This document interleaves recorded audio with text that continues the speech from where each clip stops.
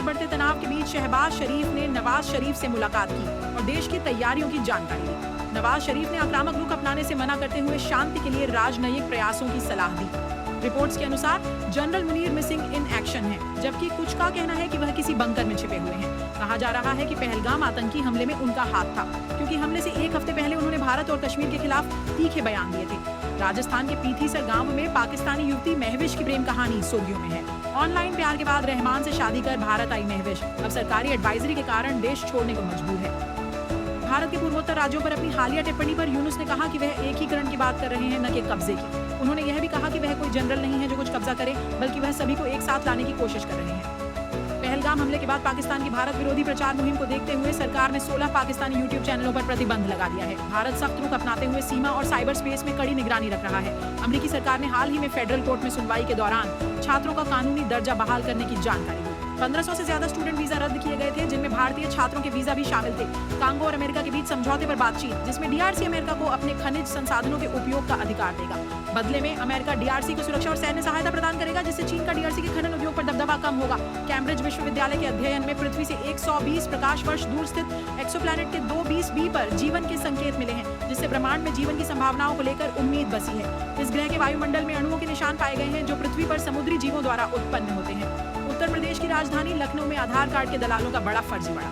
विधानसभा के पास स्थित एक आधार सेवा केंद्र में दलाल पैसे के बदले डिप्टी सीएम के नाम से मिलता जुलता आधार कार्ड भी बनाने का दावा करते हैं।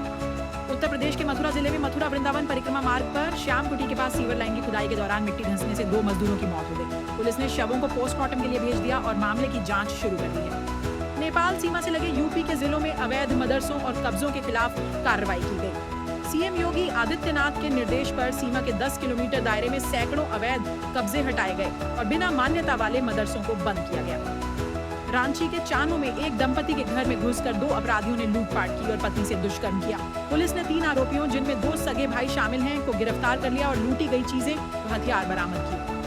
प्रतापगढ़ में एक ही परिवार के 2 भाई और बहन तालाब में डूबकर मारे गए। सूचना मिलने पर प्रशासन और पुलिस मौके पर पहुंचे और स्थानीय लोगों से घटना की जानकारी ली। ग्रामीणों ने बच्चों के शव तालाब से निकाले, जिन्हें पोस्टमार्टम के लिए भेजा गया।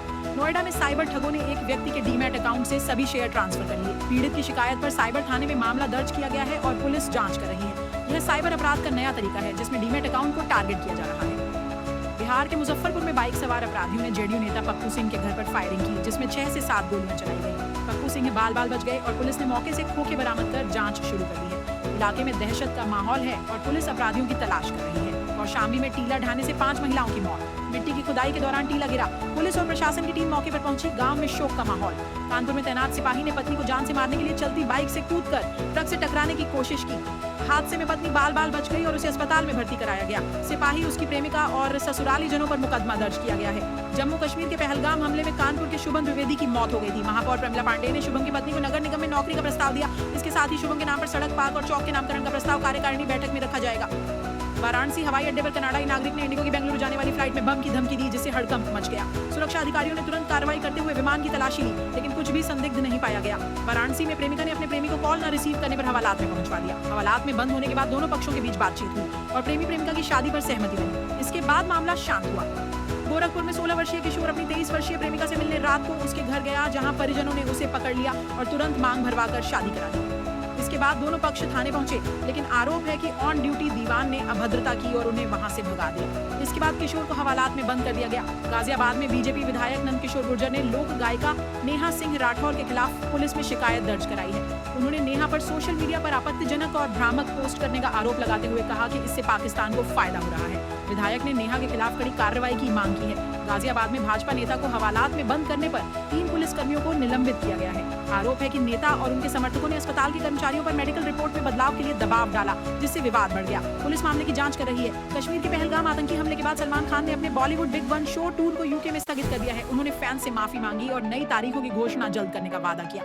इस टूर में कई सितारे परफॉर्म करने वाले थे। शिवपुर के खुशनगर सेक्टर ए में छात्र हेमंत सिंह पटेल की हत्या मामले में पुलिस कमिश्नर ने एसआईटी गठित किया है। थाना प्रभारी शिवपुर को लापरवाही पर लाइन हाजिर किया गया और विजय कुमार शुक्ला को नया थाना प्रभारी नियुक्त किया गया है।